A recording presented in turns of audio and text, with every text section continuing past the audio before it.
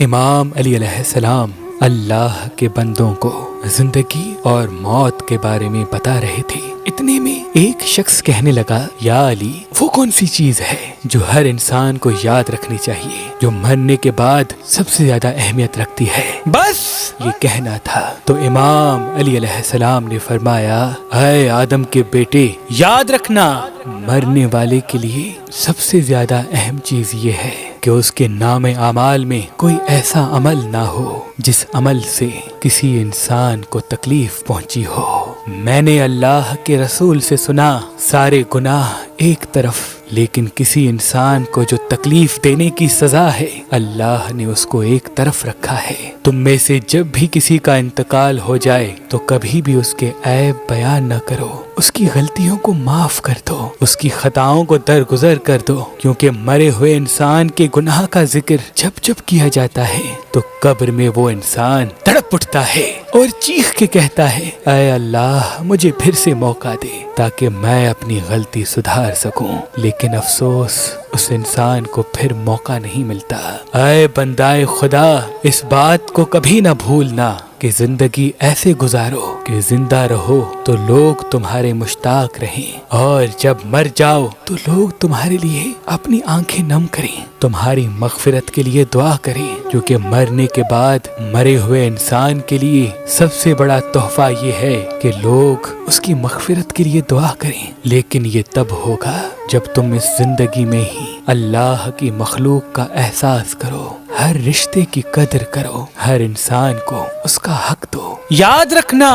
میں نے اللہ کے رسول سے سنا کہ انسان کی بخشش کے لیے یہ ایک فعل ہی کافی ہے کہ اس کے لیے دوسرے انسان دعا کرتے ہوں، اس کا ذکر خیر کرتے ہوں، کیونکہ یہی فعل جنت کا راستہ بن کے انسان کو جنت میں پہنچا دیتا ہے۔ سرخ عقیق ہمیشہ معصومین اور بزرگان دین اپنے سیدھے ہاتھ کی شمس والی انگلی میں پہنا کرتے تھے، کیونکہ یہ پتھر مسلسل اللہ کا شکر کرتا رہتا ہے، اور اس پتھر کی سب سے بڑی خوبی یہ ہے کہ یہ پہننے والے کی نعمتوں کو بڑھاتا ہے۔ ہر آنے والی مصیبت اگر انسان کی زندگی میں آنے والی ہوتی ہے تو یہ خود پہ لے لیتا ہے، ٹوٹ جاتا ہے، لیکن انسان کی اللہ کے کرم سے حفاظت کرتا ہے۔ تبھی ہمارے امام اور بزرگان دین ہمیشہ اپنے سیدھے ہاتھ کی شمس والی انگلی میں یہ سرخ عقیق پہنا کرتے تھے، کیونکہ اس پتھر کا مسلسل اللہ کی دربار میں شکر کرنا انسان کو پرسکون رکھتا ہے، حاضر دماغ رکھتا ہے، مصیبتوں سے بچانے کے لیے